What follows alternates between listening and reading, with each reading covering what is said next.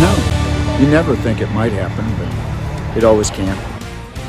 Breaking right now, at least 9 people are dead, including the suspected shooter, after a shooting at a FedEx facility on the city's southwest side. The call for shots fired came in around 11 p.m. last night.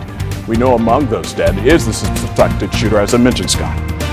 Yeah, we also know several others were hurt. Police telling us they've gotten a number of reports of walk-in gunshot victims at surrounding hospitals. Right now, a lot of questions still remain. The biggest, though, is what could have led up to this. Our Alexa Green, she's on the scene with the very latest from police. Alexa?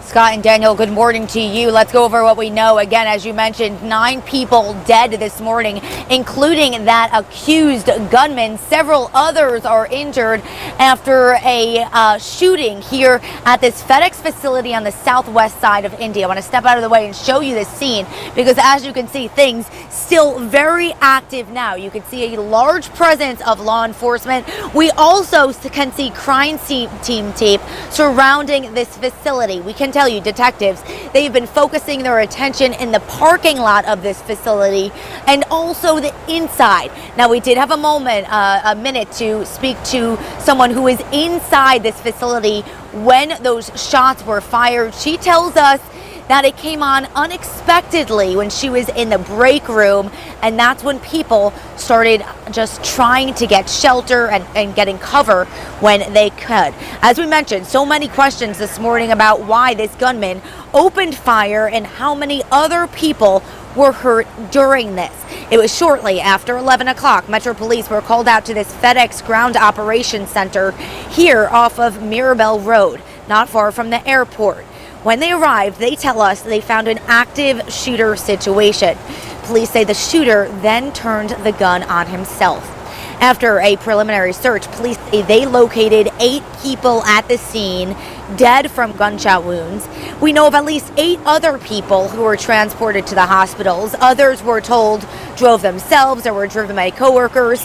We're told there have been multiple other hospital walk-ins. So right now, police, they're trying to figure out how many other people were injured during all of this. Right now, Metro Police and State Police are interviewing witnesses, and they're just trying to figure out exactly how many victims there are.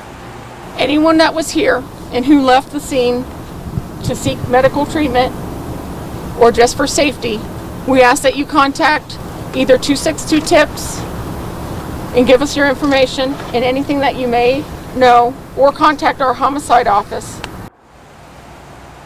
This morning, we're also trying to find out more about this accused gunman. A lot of unanswered questions at this point. We know a lot of viewers have questions right now.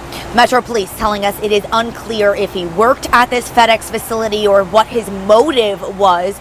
We're also asking police this morning his identity or about the gun that he used, but they're telling us those answers will take time. Also, for family or loved ones who are just waking up to this news, as you heard IMPJ just say, if you've not been in touch with a loved one or a family member, you are asked to go to the Holiday Inn Express. That is off of Stansted Road for family reunification. We do have a crew there. Darius Johnson is there. He is speaking with family members who are reuniting with their loved ones. We're going to be hearing from him in about 30 minutes. Daniel and Scott, we'll send it back to you.